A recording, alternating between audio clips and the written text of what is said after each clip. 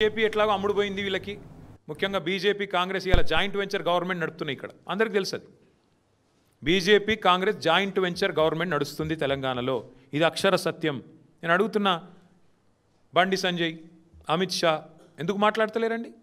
ఓపెన్గా ఇంత జరుగుతుంటే, ఐఏఎస్ అధికారులు రాజీనామాలు చేస్తుంటే, పారిశ్రామికవేత్తల తలకు తుపాకులు పెడుతుంటే, పోలీసు వాళ్ళను మంత్రులు తరిమి కొడుతుంటే ఇంటికి పోతే ఎందుకు మాట్లాడదు బీజేపీ? ఏం అడ్డం వస్తుంది మీ గొంతుకి? ఎందుకు మీ సిబిఐ లాంటి సంస్థలు ఎందుకు వస్తలేవు?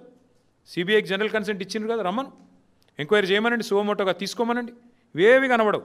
అందుకే నేను అంటున్నా, ఈ రాష్ట్రాన్ని కాపాడుకోవాలి అంటే ఇంకా బీజేపీ వల్ల కాదు, ఇంకెవడి వల్ల కాదు, కేవలం కేసీఆర్ గారి నాయకత్వాన్ని తిరిగి తెచ్చుకుంటే తప్ప ఈ విశృంఖల, ఈ దుర్మార్గ ముఠాలకు, ఈ అరాచక పర్వాలకు తెరదించాలి అంటే ప్రజల చేతుల్లో నా శక్తి ఉంది.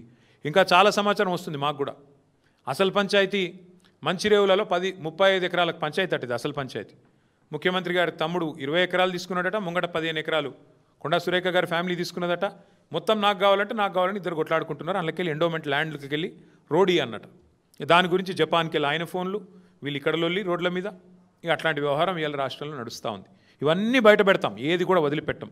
ముఖ్యమంత్రి గారు ఎంత గింజుకున్నా, ఎంత అరిచినా ఇంకా మాకు చాలా విషయాలు తెలుసు. ముఖ్యమంత్రి గారికి నేను చెప్తా ఉన్నా మీడియా ద్వారా, నువ్వు శంకరా హిల్స్లో ఏం చేస్తున్నావో తెలుసు, నువ్వు సర్వే నెంబర్ 83లో ఏం చేయబోతున్నావో తెలుసు, మాకు అంతా సమాచారం ఉంది. నువ్వు ఎక్కడెక్కడ ఏం చేస్తున్నావో చిత్రగుప్తుడు రాసుకున్నట్టు చిట్టా రాసుకుంటున్నాం. శిశుపాలుడు తప్పులు కదా లెక్కబెట్టి ప్రజలు ఎప్పుడైతే శిరచ్ఛేదం చేసినారో ఆనాడు శ్రీకృష్ణుడు, ఆ టైపులో మీకు కూడా తప్పదు. తప్పులు ఏవైతే చేస్తున్నారో అన్ని ప్రజలు లెక్క కడుతున్నారు, ప్రజలే మీకు శిక్ష వేస్తారు. మాకు అన్నీ కూడా సమాచారం అందుతూ ఉంది ఎప్పటికప్పుడు. పోలీస్ యంత్రాంగం స్పందించాలి, ఏం జరిగిందో చెప్పాలి. తుపాకీ తెచ్చిందేవడో చెప్పాలి. తెచ్చిన ఆ తుపాకీ రాముడేవాడు, రోహిన్ రెడ్డా, సుమంత తెలవాలి. ఇచ్చినోడేవాడు అది కూడా తెలవాలి. అట్లాగే ఉత్తమ్ కుమార్ రెడ్డి స్టేట్మెంట్ రికార్డ్ చేయాలి. ఇవన్నీ విషయాలు పారదర్శకంగా ప్రజలకు చెప్పాలి. మీరు కనుక దాచే ప్రయత్నం చేస్తే మా గవర్నమెంట్ 2 ఏళ్లలో వస్తుంది, ప్రతిదాన్ని తవ్వి తీస్తాం. మేము కూడా ఖచ్చితంగా ప్రతిదానికి మిమ్మల్ని ఎవరెవరైతే అధికారులు రిటైర్మెంట్ అయినా తీసుకొచ్చి కూర్చోబెట్టి మళ్ళీ బాధ్యత వహించే విధంగా చేసే రెస్పాన్సిబిలిటీ మేము తీసుకుంటాం. ఈ విషయం మర్చిపోవద్దు. దయచేసి అరాచకత్వానికి అండగా నిలవద్దు. నిజంగా చెప్తున్నా, ఇంత అసమర్థ ముఖ్యమంత్రిని, స్వయంగా మంత్రి గారి కుమార్తెనే నిన్ను పట్టుకొని తుపాకీ ఇచ్చినావు అన్నాక నీకేమైనా సిగ్గుంటే, నీకేమైనా ఇజ్జత్ ఉంటే, రేషం ఉంటే రెండిట్లో ఏదో ఒకటి చేయాలి.